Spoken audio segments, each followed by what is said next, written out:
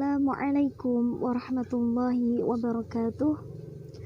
Alhamdulillah, alhamdulillahi rabbil alamin, wabihi nasta'in wa ala umuri dunya waddin, wassalatu wassalamu ala asrafil anbiya wal mursalin, sayyidina wa maulana Muhammadin wa ala alihi wa sahbihi ajma'in, amma ba'du.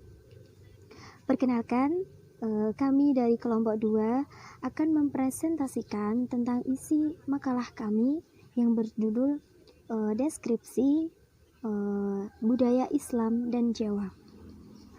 Nama saya adalah Nila Munana Maksalina. Saya di sini akan menjelaskan isi dari makalah kami bukan sendirian, tetapi bersama 2 rekan saya. Yang pertama adalah Roro, yang kedua adalah Nara. Selanjutnya, saya di sini akan menjelaskan tentang isi dari makalah kami. Yang pertama adalah pengertian dari budaya. Apa sih budaya itu? Budaya dalam Kamus Besar Bahasa Indonesia atau bisa dikenal sebagai KBBI itu diartikan sebagai pikiran, akal budi, ataupun adat istiadat. Dan ada yang berpendapat lain bahwasanya budaya itu dibedakan menjadi 2 kelompok. Yang pertama 2 komponen. Yang pertama adalah komponen wujud, yang kedua adalah komponen isi. Yang termasuk dalam komponen isi itu apa saja? Yang termasuk dalam komponen isi itu ada 7 unsur. Yang pertama adalah bahasa, yang kedua sistem teknologi, sistem ekonomi, organisasi sosial, ilmu pengetahuan, agama, dan kesenian. Melainkan yang dari komponen wujud itu apa saja? Ada 3 aspek. Yang pertama adalah ide, terus gagasan, dan tingkah laku. Dan dalam sistem kebudayaan ini itu ditandai dengan adanya nilai-nilai budaya. Mengapa ada nilai-nilai budaya? Karena dengan nilai budaya itu kita bisa menentukan karakteristik dari lingkungan kebudayaan tersebut. Meskipun itu budaya yang secara langsung, nilai budaya yang secara langsung maupun tidak langsung itu bisa kita bisa kita temui atau kita bisa menentukan karakteristiknya melalui apa? Melalui pola pikir mereka. Pola pikir yang akan mengerjakan atau membuat pola pikir itu membuat kita melakukan sesuatu yang ada di dalam pikiran kita. Jika pola pikir kita itu baik, maka apa yang akan kita lakukan, apa yang menjadi tingkah laku kita itu pun juga akan baik. Begitu juga sebaliknya. Selanjutnya, yang kedua, saya akan menjelaskan tentang budaya menurut Islam. Budaya menurut Islam itu, Islam memandang bahwa budaya itu begitu penting buat kita sebagai manusia. Karena apa? Dengan adanya budaya, kita itu bisa lebih mendorong manusia untuk mempelajari ilmu sains dan teknologi. Menurut sudut pandang Islam, budaya itu dibedakan menjadi 3 aspek. Yang pertama adalah aspek rohaniyah, yang kedua adalah aspek akaliyah, dan yang ketiga adalah aspek lahiriah.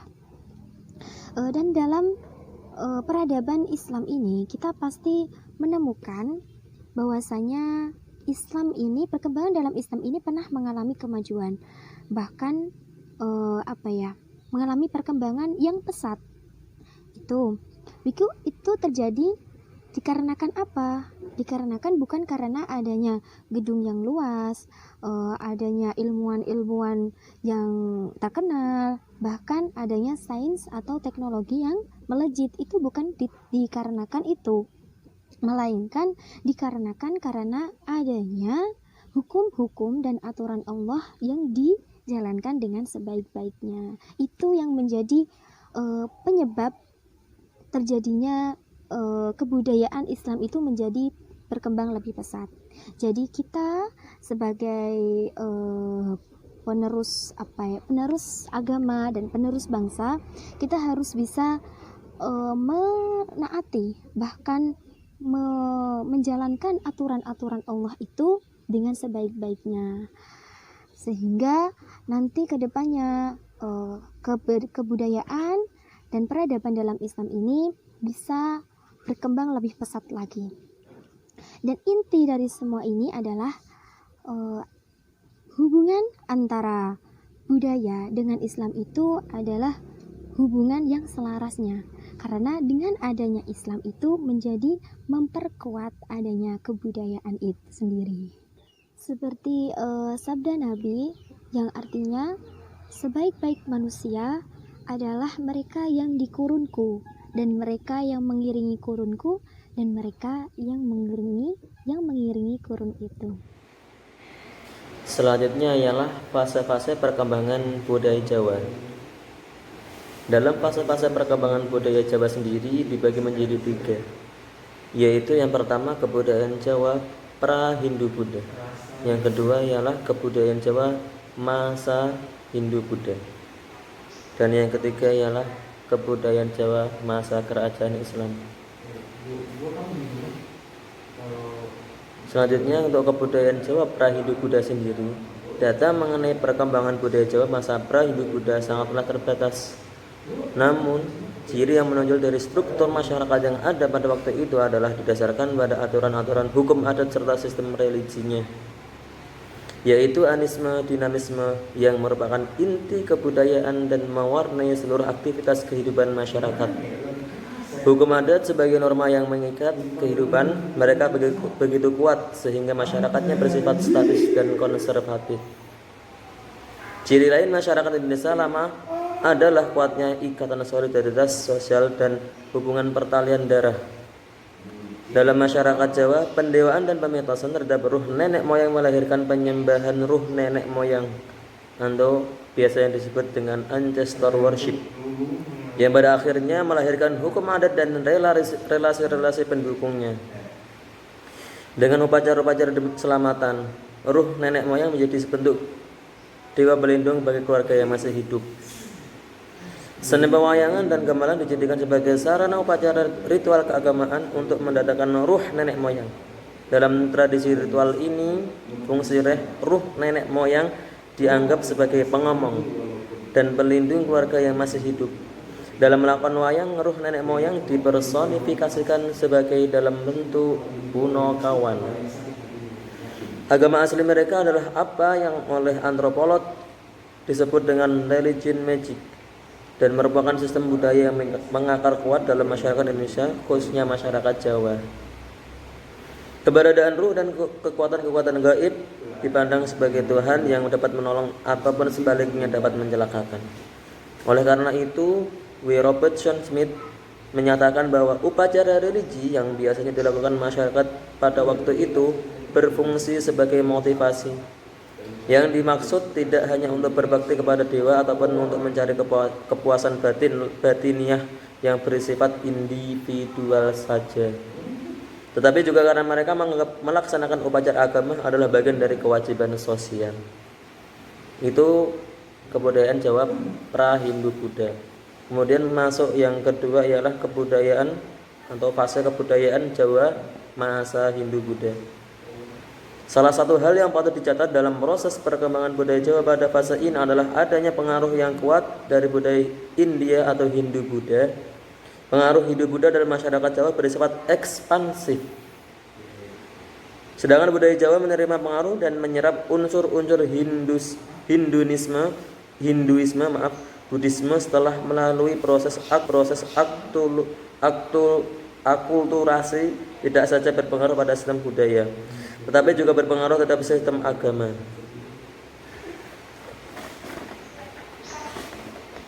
Sejak awal budaya Jawa yang dihasilkan pada masa Hindu-Buddha bersifat terbuka untuk menerima agama apapun dengan pemahaman bahwa semua agama itu baik. Maka sangatlah wajar jika kebudayaan Jawa bersifat sinkretis Agama Hindu-Buddha di negeri asalnya justru saling bermusuhan, tapi keduanya dapat dipersatukan menjadi konsep agama yang sinkretis, yaitu agama Shiva Buddha. Ciri lain dari budaya Jawa pada saat itu adalah bersifat teokratis atau pengkultusan terhadap raja-raja sebagai titisan dewa adalah salah satu buktinya. Pada konteks perkembangan budaya istana atau keraton, kebudayaan ini dikembangkan melalui abdi dalam atau pegawai istana, mulai dari pujangga sampai arsitek. Seorang raja mempunyai kepentingan menciptakan simbol-simbol kebudayaan tertentu untuk melestarikan kekuasaannya. Biasanya kebudayaan yang mereka ciptakan berupa mitos-mitos yang kemudian mitos tersebut dihimpun dalam babad, hikayat, lontara, dan sebagainya. Adapun tujuan yang hendak menciptakan budaya simbol-simbol mitologis kerajaan agar rakyat lokal mendapat loyalty kepada kekuasaan kerajaan.